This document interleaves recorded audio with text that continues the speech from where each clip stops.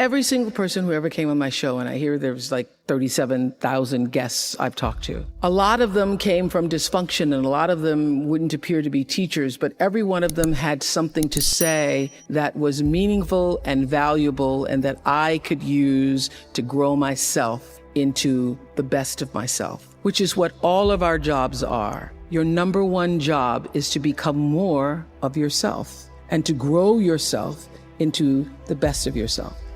And so I had a lot of great teachers, as we all do. I was doing an Oprah show about a decade ago. One of my greatest teachers was a man named John Diaz. We were doing a show called Would You Survive? And on Tuesday, October 31st in 2000, Singapore Airlines Flight 006, a Boeing 747 from Taipei to Los Angeles, took off with 179 souls aboard. 4 crew and 79 passengers perished in that flight, a total of 83 fatalities. There was a typhoon rolling through at the time, and the plane went down the wrong runway. Now, what's interesting, John Diaz was on that plane, and he had several indications, whispers, that he shouldn't have gotten on the plane. But he did anyway. He got on the plane and he managed to be one of the survivors. And on the Oprah show, I was asking him, what do you think it was that you were one of the survivors? And I said, do you think it was your position on the plane? Because he was in first class and he was sitting on the right next to an exit door. And he said, yes, I think it might have been the position of the plane. And also my quick thinking, he says, and the fact that I didn't stop moving. So I said, you don't believe, you're not a religious man, you don't believe that there was some kind of divine intervention going on there? He goes, no, I'm not a religious person. I do not believe that it was anything divine. I don't believe that. I did see, he said, as I got knocked back into the plane, that it looked like Dante's Inferno, with people strapped into their seats and just burning. And it seemed a bit to me, as I turned and looked backwards, like there was a light coming out of the tops of their heads. I guess you could call it an aura was leaving their bodies, and some lights were brighter than others. It changed, he said, it changed me. It gave me a new kind of spirituality, in a sense, that I now believe somehow, I don't know how, but life continues on somehow through that light.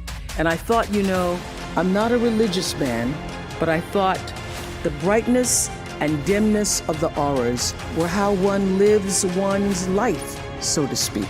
So that's one of the major things that really has changed with me since then, he says. I want to live my life so my aura, when it leaves, is one of the brightest ones. I got chills when he said that. How does one lead a meaningful life? Because ultimately, isn't that what we all want? We want to lead a life so that however we transition, people can say, wow, that was a bright one. That was a bright light. First of all, I think that it comes from a deep sense of awareness about who you are and why you're here. It comes from being in touch with, on a regular basis, the appreciation and the holy gratitude that should fill each of our hearts on a regular basis, just knowing what a privilege it is to be here and to be human. To me, successful is getting to the point where you are absolutely comfortable with yourself. It does not matter how many things you have acquired.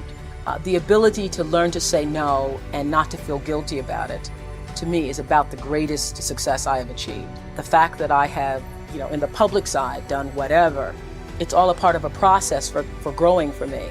But to me, to have the kind of internal strength and internal courage it takes to say, no, I will not let you treat me this way, is what success is all about. It's the same thing that prevents you from being abused as a child, that prevents you from being abused as an adult, that allows you to build success for yourself. I will not be treated this way. I demand only the best for myself. All the mistakes I've made in my life, I've made because I was trying to please other people. Every one of them. There's not one that I've made because I did something because I really wanted to do this for myself. Every mistake I've ever made is because I went outside of myself to do something for somebody else that I should not have, to please them, just for the purpose of pleasing them. You are worthy to say no, that it's okay if you say no. It's okay if you say no and then people don't like you. That's really okay. The important thing is how you feel about what you're doing, how you feel about yourself. It's a long struggle though. And I'm just hoping that, in the work that I do on the show and the speaking that I do around the country, and that young people who are watching this can get the lesson sooner than I did.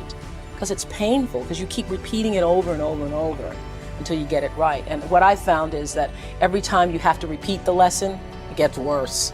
Because I call it God trying to get your attention, the universe trying to get your attention. So we didn't get your attention the first time, so we're gonna have to hit you a little harder this time. So I'm still doing it, I'm still learning. I say many times, the universe is always trying to get your attention. I use universe and God interchangeably. It's trying to get your attention. And sometimes it starts out, any major problem you encounter, it always started out as a whisper. By the time it gets to be a storm, you've had a pebble knock you upside the head, you've had a brick wall, you had a house to fall down, and before you know it, you're in the eye of the storm. But long before you're in the eye of the storm, you've had many warnings, like little clues. So now my goal in life is to not to have to hit the eye of the storm, is to catch it in a whisper, to get it the first time. And getting it comes from understanding I think the one thing that has allowed me to certainly achieve both material success and spiritual success is the ability to listen to my instinct. I call it my inner voice. It doesn't matter what you call it, nature, instinct, higher power. But the ability to understand the difference between what your heart is saying and what your head is saying. I now always go with the heart. Even when my head is saying, oh, but this is the rational thing, this is really what you should do. I always go with that little feeling, the feeling. I am where I am today because I have allowed myself to listen to my feelings. I feel that luck is preparation leading opportunity. One of the biggest lessons I've learned recently is that when you don't know what to do, you should do nothing until you figure out what to do. Because a lot of times you feel like you're pressed against the wall and you've got to make a decision. You never have to do anything. No, don't know what to do? Do nothing. I wait. And that has been a big lesson. To be willing to be still with myself and trust myself and my higher power to help me make the right decision and to not feel pressured.